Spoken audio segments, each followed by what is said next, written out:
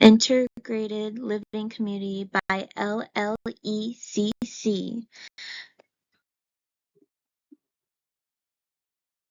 Introduction. The problem. Senior citizens are a very valuable population and sadly face many problems on a daily basis. Some concerns they have include loneliness, loss of independence, struggle to care for themselves, and unfamiliarity with modern technology.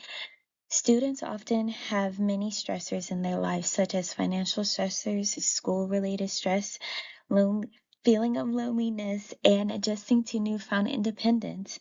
To address these concerns, we proposed a blended community in which senior citizens, students can build a beneficial relationship helping each other. For the literature review, previous research shows that there is a positive correlation between elderly and young people interacting with one another, showing that elderly and young people can function and live together as well as grow and learn from each other. For both students and elderly, there is a positive influence mentally on each other. Research showed that they form a grandparent and grandchild relationship. There is also a physical aspect to this. In a study where nursing students helped citizens with their blood pressure, it was found that the nursing students developed a stronger sense of appreciation and enjoyment from working with older populations. For the senior citizens, they reported strong enjoyment from having the nursing students there and urged them to do physical activities with them.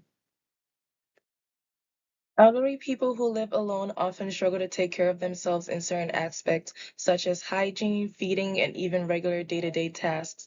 Previous research done by Allen et al. In 2021 reveals that there is a high risk of malnutrition among the elderly population, and that data is only set to grow in the coming years.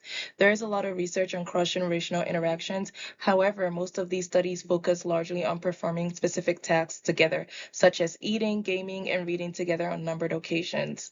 We are taking a different approach from these previous studies by featuring a situation in which both the elderly and young adults are consistently living together rather than meeting occasionally. We will implement several activities between the older and younger residents, thereby facilitating frequent interactions between both parties. The community will also have a large number of residents. For the methods for the According to research, young adults living with older populations fosters a stronger sense of appreciation and reduced ageist beliefs, which is important for the students. Based on this information, we are excluding middle-aged adults and students aged under 18. This is because we're wanting to create a space specifically to create interaction between young adults aged 18 to 24 and retired elderly aged 65 and older. The elderly residents must be able to independently live and cannot be completely dependent on external help for living. Our population of what we want in the living space is 250 young adult upperclassmen students and 250 elderly students. Students will apply to live in the dorm and will participate in an interview process. Elderly will also have to apply and then go through a background check. Room arrangements will be based off of a personality-oriented test given to the student and elderly applicants. This will ensure to the greatest ability that the pairings are compatible to reduce conflict. Student residents may act as a helper to their elderly counterparts, such as by administering medicines. They may also work as kitchen staff, activity managers, and transport assistants in exchange for lodging. Elderly residents will have fewer responsibilities. They will be expected to help in smaller tasks as they are able, such as helping cook or sitting at the dining tables. They will also be encouraged to participate in the hosted activities as they are able. For the floor layouts, our design features joint bedrooms, one side belonging to the elderly participant and the other side belonging to the student. The community areas will feature a large kitchen where residents will be encouraged to cook together, a ballroom where dance classes and large-scale events might be held, and a lounge/TV room where some smaller events might be held.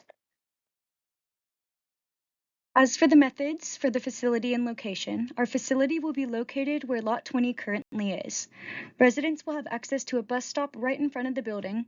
If they need to get around campus, golf cart rides may also be offered. Elderly residents will be encouraged to socialize with each other, and we hope that they will want to act as a mentor toward the student residents. Events such as bingo, dance classes, dinners, and group activities will be held to encourage socialization, which influences the group's participation domain. This domain refers to one of the 8 domains that will be discussed further in the conclusion. Female residents will live on the left side of the dorms, and males will be on the right. The rooms will be shared by one student and one elderly person. The elderly residents will be checked regularly for health concerns in order to ensure that the living arrangement is still appropriate to fitting their needs. We have also focused on the community areas and ensured that these were large enough and multifunctional. As for the rooms, we featured connected rooms so that the nursing students will be close enough to the residents in case of emergency. This will also ensure a level of closeness between the pairs with the goal of creating a purposeful and strong relationship. Our design includes elevators, ramps, and connected rooms in order to work with the ADA accommodations. Along with this, the facility is wheelchair accessible. The facility includes a large kitchen and several other community areas for residents to interact and find entertainment. Twice a week, there will be events such as bingo, dance classes, yoga, or cooking activities. Hopping into the conclusion now, we'll get into the application. So discussing the 8 domains of livability from the AARP, starting with the outdoor spaces and buildings, the UNT campus offers many accessible spaces that residents can enjoy, such as gardens, benches, and courtyards. Hopping on to transportation, there is a free busing service that will make campus more accessible to the elderly. Although they are not attending classes, it allows them to visit places like the library or other buildings they may be interested in.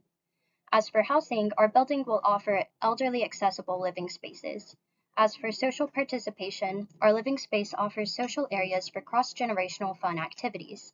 As for respect and social inclusion, by having an intergenerational community, people are able to build more respect for those of different ages that they may not normally communicate with. As for work and civic engagement, the elderly residents are able to work in the kitchen or help with other tasks to gain a sense of accomplishment and use their life skills. As for communication and information, the housing will offer help to the elderly on many things they will need, and by living with the younger students, they will be able to have extra help on learning how to use technology.